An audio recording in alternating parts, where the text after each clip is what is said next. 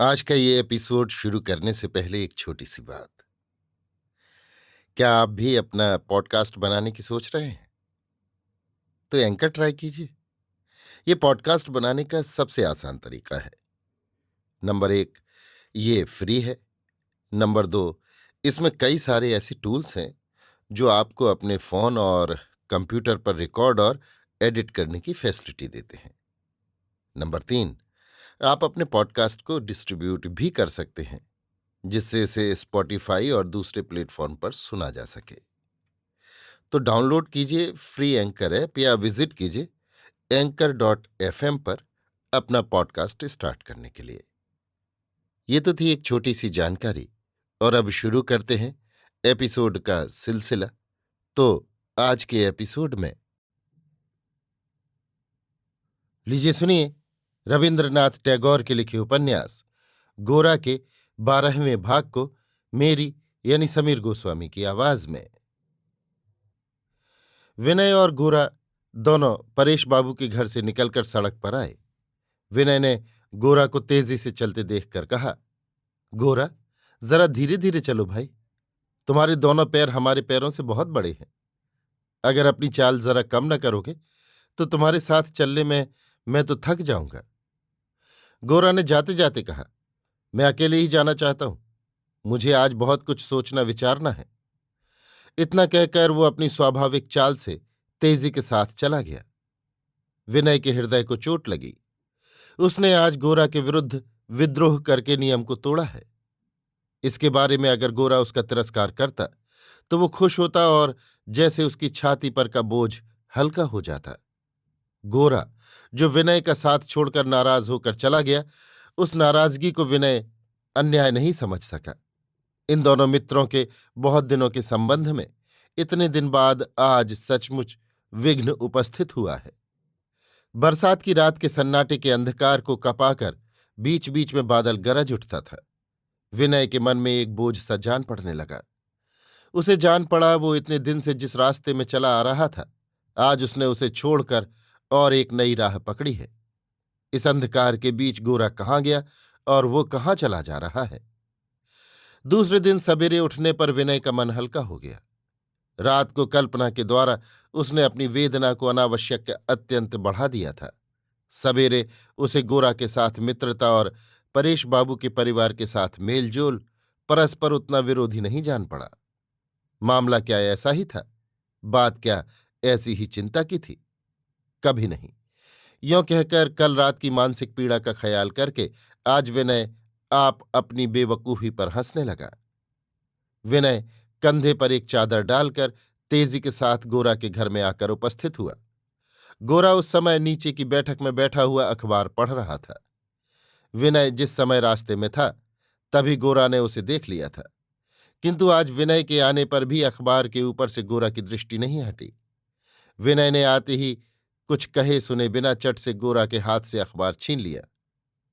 गोरा ने कहा, शायद तुम भूलते हो, मैं हूं गौर मोहन, एक कुसंस्कारों से घिरा हुआ हिंदू। विनय ने कहा, भूलते शायद तुम ही हो, मैं हूं श्रीयुत विनय, उक्त गौरमोहन के कुसंस्कारों से घिरा हुआ मित्र। गोरा, किंतु गौरमोहन इतना बड़ा बेहया है कि वो अपने कुसंस्कार के लिए कभी किसी के आगे लज्जा का अनुभव नहीं करता। विनय, विनय भी ठीक वैसा ही है, मगर हां फर्क इतना ही है कि वो अपने संस्कार को लेकर दूसरे पर हमला करने नहीं जाता। देखते ही देखते दोनों मित्रों में करारी बहस छिड़ गई। यहां तक कि अड़ोसी पड़ोसी और मोहल्ले भर के लोग समझ गए कि आज गोरा से विनय की भेंट हुई है। गोरा ने कहा, अच्छा, तुम परेश बाबू के घर आते जाते हो, ये बात उस दिन मेरे आगे अस्वीकार करने की क्या जरूरत थी? विनय, किसी जरूरत के कारण मैंने स्वीकार नहीं किया था। मैं आता जाता था ही नहीं और इसी से आना जाना अस्वीकार किया था। इतने दिन के बाद कल ही पहले पहल मैंने उस घर में पैर रखा था। गोरा, मुझे संदेह होता है कि तुम अभिमन्यु की तरह प्रवेश करने की राह जानते हो, निकलने की राह नहीं जानते। विनय, सो हाँ, ये तुम्हारा ख्याल ठीक भी हो सकता है। यही शायद मेरा जन्म का स्वभाव है। मैं जिसे श्रद्धा या प्यार करता हूं उसे फिर छोड़ नहीं सकता। मेरे इस स्वभाव का परिचय तुमने भी पाया है। गोरा, तो अब से वहां बराबर आना जाना जारी रहेगा। विनय: ऐसी तो कोई बात नहीं है कि अकेले मेरा ही आना जाना जारी रहेगा। तुम में भी तो चलने फिरने की शक्ति है। तुम एकदम स्थावर पदार्थ तो हो ही नहीं। खैर, मैं तो आऊंगा जाऊंगा, लेकिन तुम्हारे जो लक्षण मैंने देखे, उनसे तो यही जान पड़ता है कि तुम बिल्कुल जड़मूल से ही जाने को तैयार हो। गरम चाय कैसी लगी थी?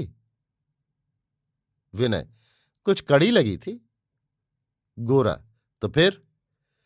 विनय: ना पीना उससे भी कड़ा लगता। गोरा: तो समाज के नियमों का पालन क्या केवल भलमनसी पालन मात्र है?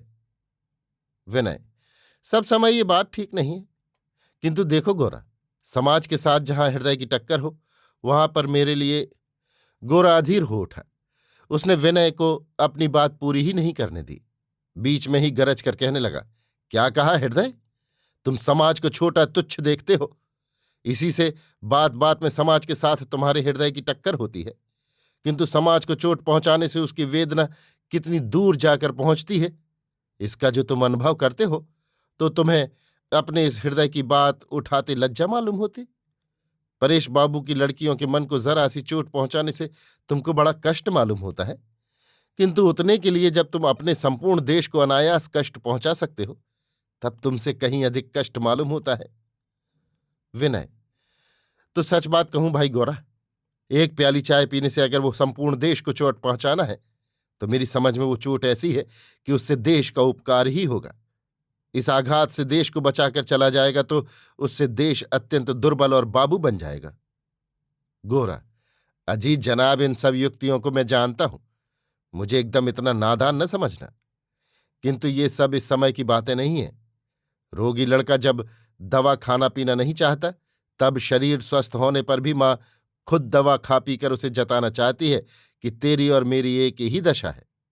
ये तो व्यक्ति की बात नहीं है, ये प्यार की बात है। प्यार अगर ना रहे तो चाहे जितनी युक्ति क्यों ना हो, लड़के के साथ माता का संबंध नष्ट हो जाता है। ऐसा होने पर कार्य भी नष्ट होता है।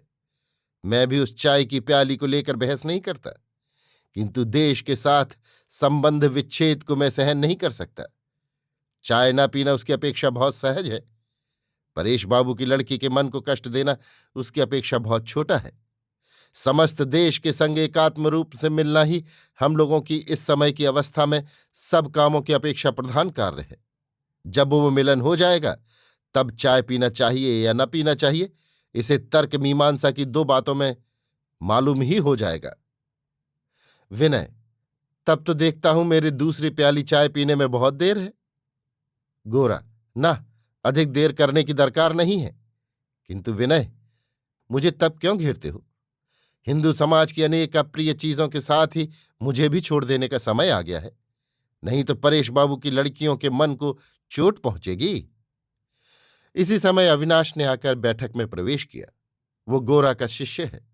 वो गोरा के मुख से जो सुनता है, उसी को अपनी बुद्धि के द्वारा छोटा और अपनी भाषा के द्वारा विकृत करके चारों ओर कहता फिरता है। गोरा की बातों को जो लोग जरा भी नहीं समझ पाते, वे ही अविनाश की बातों को खूब अच्छी तरह समझते हैं और प्रशंसा करते हैं। विनय के ऊपर अविनाश के मन में एक अत्यंत ईर्ष्या का भाव है। इसी से वो मौका पाते ही विनय के साथ मूर्ख की तरह तर्क वितर्क करने की चेष्टा करता है। विनय उसकी मूर्खता से अत्यंत अधीर हो उठता है। तब गोरा अविनाश के पक्ष को खुद लेकर विनय के साथ बहस करने लगता है। अविनाश उस समय यही समझता है कि उसी की युक्तियां जैसे गोरा के मुख से निकल रही हैं। अविनाश के आ जाने से गोरा के साथ बात करने में विनय को बाधा पहुंची। तब वो उठकर ऊपर चला गया। आनंदमयी भंडार घर के सामने बरामदे में बैठी तरकारी काट रही थी। आनंदमयी ने कहा, बहुत देर से तुम्हारी आवाज सुन रही हूं विनय। आज इतनी सवेरे कैसे आ गया? जलपान करके तो चले थे। और दिन होता तो विनय कह देता कि नहीं, कुछ नहीं खाया पिया, और आनंदमयी के सामने बैठकर उनसे मांग कर मजे से भोजन करता। किंतु आज उसने कहा, नहीं मां, खाऊंगा नहीं, जलपान करके घर से आया हूं। आज विनय ने गोरा के निकट अपना अपराध बढ़ाना नहीं चाहा। परेश बाबू के साथ उसका जो संसर्ग हुआ है, उसके लिए गोरा ने अभी तक उसको क्षमा नहीं किया। उसे वो जैसे अपने से कुछ दूर ठेल रखना चाहता है। ये अनुभव करके विनय अपने मन के भीतर एक तरह के क्लेश का अनुभव कर रहा था। विनय जेब से चाकू निकालकर आलू छीलने बैठ गया। 15-16 मिनट के बाद नीचे जाकर देखा, गोरा अविनाश को साथ लेकर चल दिया है। गोरा की बैठक में बहुत देर तक विनय चुप बैठा रहा, फिर एक लंबी सांस छोड़कर बाहर निकला और घर चल दिया। दोपहर को भोजन के बाद गोरा के पास जाने के लिए फिर विनय का मन चंचल हो उठा। विनय ने कभी किसी दिन गोरा के आगे अपने को झुकाने में संकोच का अनुभव नहीं किया, किंतु अपना अभिमान न रहने पर भी बंधुत्व के अभिमान को धोखा देना कठिन है। परेश बाबू के निकट गोरा के प्रति इतने दिन की निष्ठा से अपने को कुछ विचलित सा समझकर विनय अपने को अपराधी अवश्य समझ रहा था, और इसके लिए उसने यहां तक आशा की थी कि गोरा परिहास और भर्त्स न करेगा। पर विनय को स्वप्न में भी ये ख्याल न था कि गोरा इतनी सी बात के लिए उसे इस तरह अपने से अलग ठेल कर दूर रहने की चेष्टा करेगा। घर से कुछ दूर जाकर विनय फिर लौट आया। बंधुत्व का पीछे अपमान न हो, इस भय से वो गोरा के घर जा नहीं सका। अभी आप सुन रहे थे रविन्द्रनाथ टैगोर के लिखे उपन्यास गोरा के 12वें भाग को मेरी यानी समीर गोस्वामी की आवाज में।